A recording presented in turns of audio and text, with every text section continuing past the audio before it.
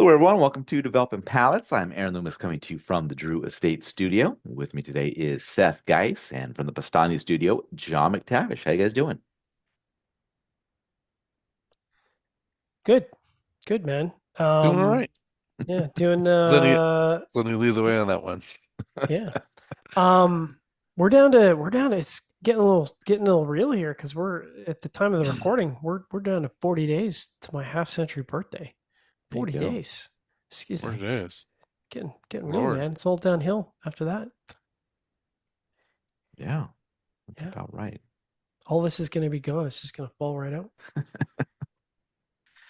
Uh, Today we are talking about the Gellis Saunter, which is a Robusto 5 1/4 by 48. Comes out of the Tabacalera La Isla factory in the Dominican Republic. Wrapper's Ecuadorian, Connecticut. Binder's also from Ecuador. Filler is Nicaragua and Dominican Republic. It is blended by Kyle Gellis. Price point is $15, and the cigar is released in September of 2024. So with all that out of the way, Seth, what was your overall experience like with this cigar? It smokes like Ecuadorian Connecticut. It's just I was smoking this. I was just getting some cedar, some hay, some cream. I was getting some faint tobacco, some really soft coffee bean flavors. Really just kind of got that throughout and was just wondering if Kyle had ever done a Connecticut and why did all of a sudden do we do this and why are we doing this and what are we trying to accomplish? And I don't know, it just started making me think about a lot of things. And, next thing you know, the scar was over and I guess he had accomplished what he wanted to do as I sauntered around, trying to discover why I was sauntering around with a cigar. So, it was just kind of average throughout, you know, really good burn, you know, decent draw. I guess that was kind of I'll give Kyle that one. It was a really good burn on it. So yeah, John. I don't know. I don't even know what to say here. It tasted like a Dominican Connecticut. That's what it tasted like. It was Dominican Connecticut, and Seth kind of mentioned a lot of dry, spicy wood, a lot of lingering wood, a lot of creamy, sweet wood. Now I will say there was some dry herbal tea components in the first third. So if that's your jam, but I don't know that that necessarily added the profile because it was already so dry. Second, third, kind of creamy tobacco, more herbal notes, a little bit of bread, but the bread was really kind of run over by the wood and the herbal components. A little bit of savoriness there, and last third, creamy wood, dry wood in the finish, and dry wood and herbal flavors in the center of the profile through the retrohale. Um, if that's your jam, then this is a cigar for you. But like Seth said, it's pretty average all the way through. Just not a lot of dynamic character there. Burn was excellent, absolutely razor straight all the way through.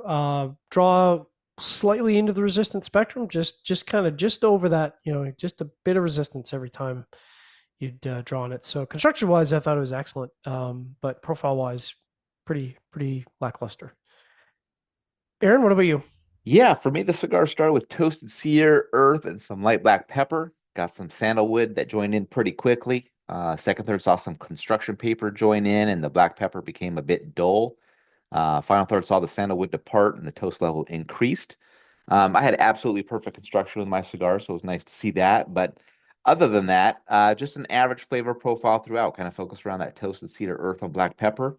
Sandalwood note was nice, but it didn't really do enough to elevate the profile at all. So, just a average Connecticut shade offering. Not one I'd see myself coming back to. Is there are better offerings at a lower price point on the market?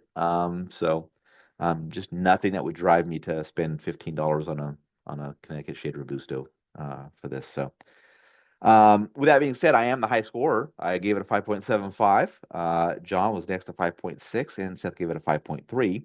Um, my score matches up at average flavor profile throughout with that perfect construction, so it's kind of those upper fives, but not close to making it to a cigar that I'd buy again and smoke again. And that's not even taking into consideration the price point. So, all right, John, 5.6.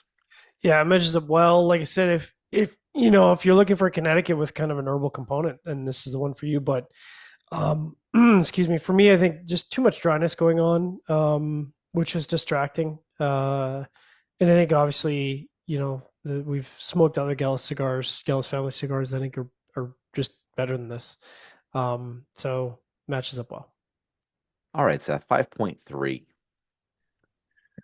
Yeah, I mean, I think it was just kind of an average Connecticut. I think I don't know if I could say it's a terrible release for Warp because it's not like they're going in another.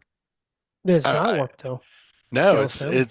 it's just it's one of these of all the times just decide to put out a Connecticut. Like, I don't know, he Mm, probably could have done this many years ago. yeah. But I just don't think it's relevant. So it's just one of those I don't get it. All right, any final thoughts from you guys on this? I have so many final thoughts. You don't I mean, even know. there's no way people are buying these things, and it's got to be such a small number. I just Here's the thing. It's totally normal to rebrand. We've seen lots of companies do it. What I don't understand is how people are going to make the connection between Warped and Gallus Family. It's like you're starting a brand new cigar company with no one knowing what the cigar is, and then you're charging a premium for the cigars. I just don't know how that's going to work out. Like obviously B&Ms, if they have a relationship with you and they already carry Warp, then it shouldn't be that hard of a conversation. Um, but I don't know how in this day and age in this current market you can kind of create a new brand with a new name because you're starting from scratch and it's taking you 10 plus years to get to this point with the Warp brand and now you kind of start over. I don't understand that rebrand at all. Yeah, don't know if I it's a agree. rebrand or just running to disappear and try and start anew. So I don't Yeah, know. who I don't know. knows? Anyway, wish them luck. Yep. All right, wherever you're catching this video, be sure to like and subscribe, but check out the full written review on the website, developingpalettes.com. Follow us on all the social media channels, and you can catch all of our review recaps on podcasts, so iTunes, Google Play, and Podbean. Thank you for tuning in. We will catch you on the next one. See you on Tia.